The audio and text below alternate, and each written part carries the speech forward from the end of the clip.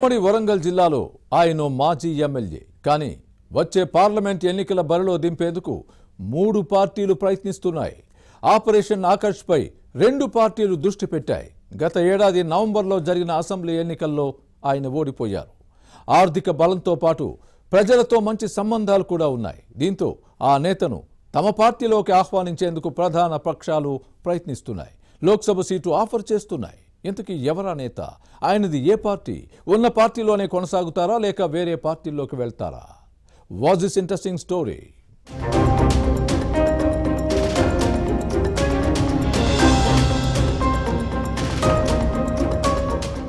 Parliament ఎన్నిక schedule త్వరలో వెలువడే అవకాశం ఉంది.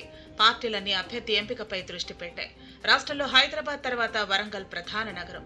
ఎస్సీలకు రిజర్వ్ చేసిన ఈ పార్లమెంటు స్థానం నుంచి బలమైన అభ్యర్థి బరిలో దింపేందుకు ప్రధాన పార్టీలు ముమ్మర కసరత్తు చేస్తున్నాయి. ఏ పార్టీ నేతలు చూసినా వర్ధన్నపేట బీఆర్ఎస్ మాజీ ఎమ్మెల్యే అరూరి రమేష్ వైపే మొగ్గు చూపించడం ఆసక్తికరంగా మారింది.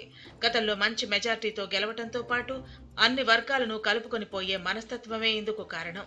ఇటు కాంగ్రెస్ తో పాటు అటు బీజేపీ నుంచి అధిష్టానం సైతం ఈ నేతతో టచ్ లోకి వస్తున్నట్లు సమాచారం. బీఆర్ఎస్ అధినాయకత్వం కూడా అరూరి వైపే మొగ్గు చూపుతోంది.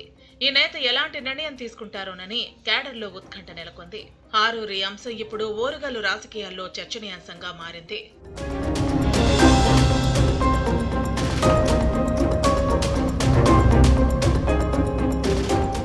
వరంగల్ లోక్సభ స్థానం నుంచి రమేష్ ను బరిలో దింపేందుకు 3 పార్టీలు ప్రయత్నిస్తున్నాయి. బీఆర్ఎస్ లో ఉన్న ఈ నేతను తమ పార్టీలోకి తీసుకొచ్చే ప్రయత్నంలో కాంగ్రెస్ పెద్దలు ఉన్నారు.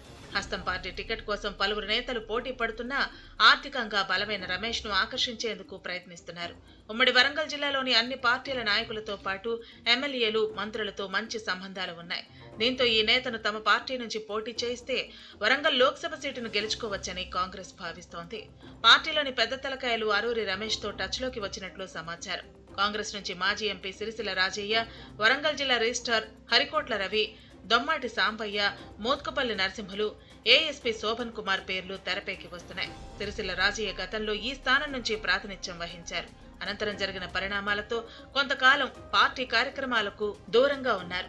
ఇప్పుడిప్పుడే మళ్లీ క్రియాశీలకంగా మారారు. సీఎం రేవంత్ రెడ్డి చుట్టూ ప్రదక్షిణలు చేసి టికెట్ కోసం ప్రయత్నించారు. కానీ ఇప్పుడు రాజయ్యను రాష్ట్ర ఆర్థిక సంస్థ చైర్మన్ గా నియమించడంతో లోక్సభ సీటుకు ప్రయత్నించే అవకాశాలు లేవని భావిస్తున్నారు. ఈ నేత మినహా మిగిలిన అందరూ కొత్త మొహాలే. పైగా హరికోట్ల రవి, శోభన్ ప్రభుత్వ అధికారులు కావడంతో మైనస్ గా మారింది. మోత్కుపల్లి నరసింహులకు టికెట్ ఇచ్చి చేతులు కాల్చుకునే పరిస్థితిలో కాంగ్రెస్ లేతనే టాక్ ఉంది. ఇక సౌత్ లో పాగా వేయాలనే ప్లాన్ లో ఉన్న బీజేపీ కూడా అరూరి రమేష్ వైపు మొగ్గు చూపుతోంది. కమలదళంలో కొండేటి శ్రీధర్ ఉన్నప్పటికీ ఈ మాజీ ఎమ్మెల్యేనే బలమైన నాయకుడని భావిస్తోంది. పార్టీ రాష్ట్ర అధ్యక్షుడు కిషన్ రెడ్డి, కేంద్ర హోంమంత్రి అమిత్ షా సైతం లైన్లోకి వచ్చినట్టు సమాచారం. ఎంఆర్పీఎస్ అధ్యక్షుడు మందకృష్ణ మాదిగను వరంగల్ లోక్సభ బరిలో దింపాలని బీజేపీ నేతలు ముందుగా ప్లాన్ చేశారు. కానీ ఈ నేత ప్రత్యక్ష ఎన్నికల్లో పోటీ చేసి గెలిచిన దాఖలా లేవు. దీంతో మందకృష్ణ మాదిగ ఆలోచనను విరమించుకున్నట్లు తెలుస్తోంది. ప్రత్యక్ష ఎన్నికల్లో పోటీ కంటే రాజ్యసభకు పంపితే మంచిదనే ఆలోచనలో పార్టీ ఉన్నట్టు ప్రచారం జరుగుతోంది.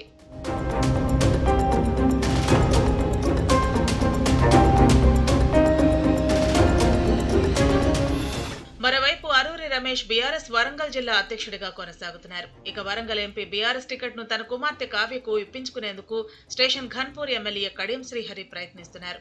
మంత్రి, ఎమ్మెల్యే, ఎంపీ, ఎమ్మెల్సీగా పనిచేసిన ఈ నేతకు జిల్లాలో మంచి పట్టుంది.